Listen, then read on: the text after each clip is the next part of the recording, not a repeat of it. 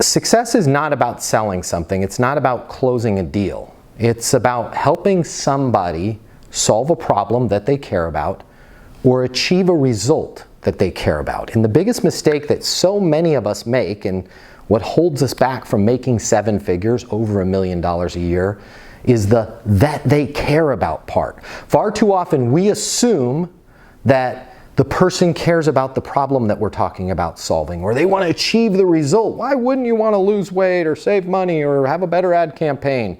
They want to achieve the result that we care about. The only way for you to know that your prospect cares about something is to ask them and listen for the words to cross their lips.